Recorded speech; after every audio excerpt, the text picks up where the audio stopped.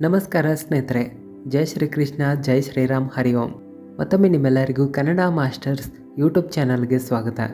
ನೋಡಿ ಸ್ನೇಹಿತರೆ, ಎಲ್ಲರಿಗೂ ಹಣ ಗಳಿಸುವ ಪಡೆದುಕೊಳ್ಳುವ ಆಸೆ ಅಂತೂ ಇರುತ್ತದೆ. ಒಂದು ವೇಳೆ ನಿಮ್ಮ ಬಳಿ ಧನ ಸಂಪತ್ತು ಇಲ್ಲ ಅಂದರೆ ಇದ್ದ ಜನ ಕೂಡ ದೂರ ಆಗಿರ್ತಾರೆ. ಒಂದು ವೇಳೆ ನೀವು ಶ್ರೀಮಂತರಾಗಲು ಇಷ್ಟಪಡ್ತಾ ಇದ್ದರೆ ಇಲ್ಲಿ ನೀವು ಒಳ್ಳೆಯ ಕರ್ಮದ ಜೊತೆಗೆ ಅದೃಷ್ಟದಿಂದಲೂ ಶ್ರೀಮಂತರಾಗಿರೋದು ಇಂಪಾರ್ಟೆಂಟ್ ಇದೆ. ಧನ ಪ್ರಾಪ್ತಿಗಾಗಿ ತುಂಬಾ ಅಪರೂಪವಾದ ಉಪಾಯಗಳನ್ನು ನಮ್ಮ ಚಾನಲ್ ಮೂಲಕ ನಿಮಗೆ ತಿಳಿಸ್ಕೊಡ್ತೀವಿ. ಒಳ್ಳೆಯ ಮನಸ್ಸಿನಿಂದ ನಂಬಿಕೆಯಿಂದ ಈ ಉಪಾಯಗಳನ್ನು ಮಾಡಬೇಕು. ಒಂದು ವೇಳೆ ಈ ಉಪಾಯಗಳನ್ನು ಮಾಡಿದ್ರೆ ಇಲ್ಲಿ ನಿರ್ಧನ ವ್ಯಕ್ತಿಗಳು ಖಂಡಿತವಾಗಿ ಧನ ಸಂಪತ್ತಿನಿಂದ ಕೂಡಿಕೊಳ್ತಾರೆ. 7 ಜನ್ಮದ ಭಿಕಾರಿ ಕೂಡ ಧನ ಸಂಪತ್ತಿನಿಂದ ಶ್ರೀಮಂತರಾಗುತ್ತಾರೆ. ನಮ್ಮ ಚಾನಲ್ನಲ್ಲಿ ನಾವು ನಿಮಗೆ ಅದಷ್ಟೆಲ್ಲ ಉಪಾಯಗಳನ್ನು ತಿಳಿಸ್ಕೊಡ್ತೀವಿ. ಜ್ಯೋತಿಷಾಸ್ತ್ರದ ಅನುಸಾರವಾಗಿಯೇ ಉಪಾಯಗಳನ್ನು ತಿಳಿಸ್ಕೊಡ್ತೀವಿ. ವಾಸ್ತುಶಾಸ್ತ್ರದ ಅನುಸಾರವಾಗಿಯೂ ಉಪಾಯಗಳನ್ನು ತಿಳಿಸ್ತೀವಿ. ಪ್ರಾಕ್ಟಿಕಲ್ ಆಗಿ ಮಾಡಿ ರಿಸಲ್ಟ್ಗಳನ್ನು ಪಡೆದಿರುವಂಥ ಉಪಾಯಗಳನ್ನು ತಿಳಿಸ್ತೀವಿ. ಸ್ನೇಹಿತರೆ, ಇಲ್ಲಿ ನಾವು ನಿಮ್ಗೆ ಹೇಳಬೇಕಂದ್ರೆ ಈ ಪ್ರಕಾರದ ಜ್ಯೋತಿಷ ಉಪಾಯಗಳು 100% ಆಗಿ ತಮ್ಮ ಕೆಲಸವನ್ನು ಮಾಡುತ್ತವೆ.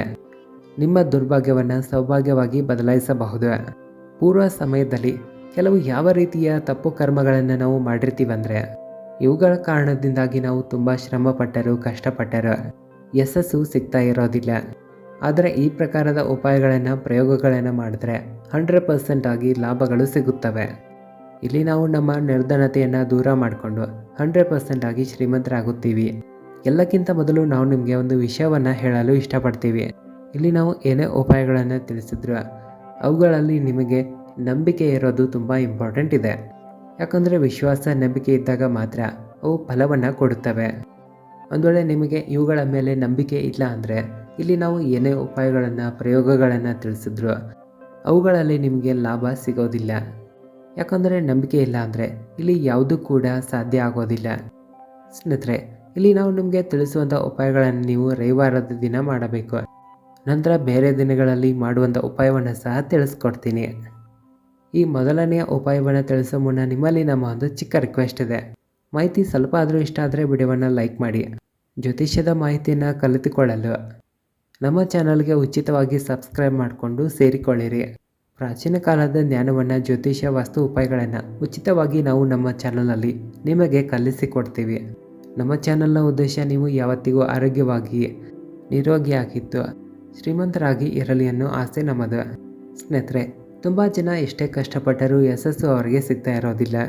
ಯಾಕಂದರೆ ಪೂರ್ವ ಜನ್ಮದ ದುರ್ಭಾಗ್ಯಗಳು ಯಾವತ್ತಿಗೂ ಕಾಡ್ತಾ ಇರುತ್ತವೆ. ಆದರೆ ಉಪಾಯಗಳನ್ನು, ಚಮತ್ಕಾರಿಕ ಪ್ರಯೋಗಗಳನ್ನು ಮಾಡಿಕೊಂಡ್ರೆ ಅಥವಾ ಜ್ಯೋತಿಷ್ಯದ ಅನುಸಾರವಾಗಿ ಉಪಾಯಗಳನ್ನು ಮಾಡಿದ್ರೆ ನಿಮ್ಮ ಜೀವನದಲ್ಲಿರುವಂಥ ಎಲ್ಲ ಸಮಸ್ಯೆಗಳು ದೂರ ಆಗುತ್ತವೆ. ರವಿವಾರದ ದಿನ ಶುದ್ಧವಾದ ನೀರಿನಿಂದ ತುಂಬಿದ ಒಂದು ಮಡಿಕೆಯಲ್ಲಿ ಸಾಸಿವೆ ಗಿಡದ ಹಸಿರು ಎಲೆಗಳನ್ನು ಹಾಕಿ ಈ ನೀರನ್ನು ನೀವು ಈ ನೀರಿನ ಮುಂದೆ ಓಂ ಸೂರ್ಯಾಯ ನಮಃ ಅನ್ನೋ ಮಂತ್ರವನ್ನು ಜಪ ಮಾಡಿ ಅಭಿಮಂತ್ರಗೊಳಿಸಬೇಕು. ಈ ನೀರಿನಿಂದ ನೀವು ಸ್ನಾನ ಮಾಡಬೇಕು. ದರಿದ್ರತೆ ಶಾಶ್ವತವಾಗಿ ದೂರ ಆಗುತ್ತದೆ. ಇಲ್ಲಿ ನಾವು ನಿಮ್ಗೆ ಹೇಳಬೇಕಂದ್ರೆ ಈ ನೀರಿನಿಂದ ಸ್ನಾನ ಮಾಡಿದ ನಂತರ ನಿಮ್ಮ ಶರೀರದಲ್ಲಿ ಎಷ್ಟು ಸಕಾರಾತ್ಮಕ ಶಕ್ತಿ ಬರುತ್ತದೆ ಅಂದರೆ ನಿಮ್ಮ ಮುಂದೆ ಇರುವಂಥ ವ್ಯಕ್ತಿಗೆ ನೀವು ಯಾವುದೇ ಕೆಲಸ ಕಾರ್ಯವನ್ನು ವಹಿಸಿದ್ರು ಅವರು ಇಲ್ಲ ಅಂತಲೇ ಹೇಳೋದಿಲ್ಲ. ನಿಮ್ಮ ಕೆಲಸ ಕಾರ್ಯಗಳು ಚೆನ್ನಾಗಿ ನಡೆಯುತ್ತವೆ. ಖಂಡಿತವಾಗಿ ಧನ ಪ್ರಾಪ್ತಿಯಾಗುತ್ತದೆ. ರವಿವಾರ ದಿನವನ್ನು ಬಿಟ್ಟು ಬೇರೆ ದಿನಗಳಲ್ಲಿ ವಿಧಿವಿಧಾನಗಳಿಂದ ಅರಳಿ ಮರದ ಪೂಜೆಯನ್ನು ಮಾಡಬೇಕು. ಅರಳಿ ಮರದಲ್ಲಂತೂ ಎಲ್ಲ ದೇವನ ದೇವತೆಗಳು ವಾಸ ಮಾಡುತ್ತವೆ. ಇದರಿಂದಲೂ ಕೂಡ ಬೇಗನೆ ನೀವು ಧನ ಸಂಪತ್ತಿನಿಂದ ಸಿರಿವಂತರೂ ಆಗಬಹುದು.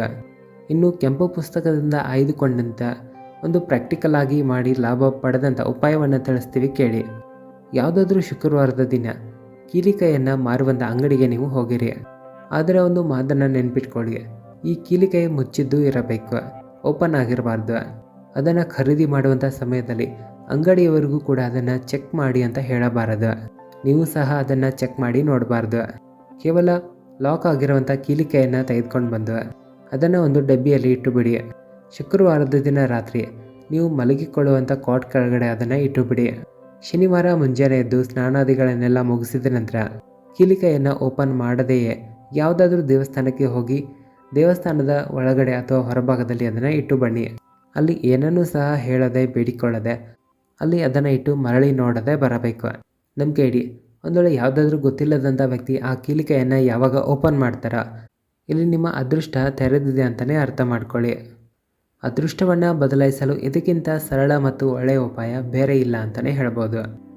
ಇದಾದ ನಂತರ ಇರೋದು ಒಂದು ವೇಳೆ ದೊಡ್ಡದಾಗಿರುವ ಭಗವಂತನಾದ ವಿಷ್ಣು ತಾಯಿ ಲಕ್ಷ್ಮೀದೇವಿಯ ಕಲಾಚಿತ್ರ ಅಥವಾ ಫೋಟೋ ನಿಮ್ಮ ಮನೆಯಲ್ಲಿದ್ದರೂ ಕೂಡ ಅದನ್ನು ದಿನವೂ ಪೂಜೆ ಮಾಡ್ತಾ ಇದ್ದರೆ ಅದರಿಂದಲೂ ಕೂಡ ಧನ ಪ್ರಾಪ್ತಿಯಾಗುತ್ತದೆ.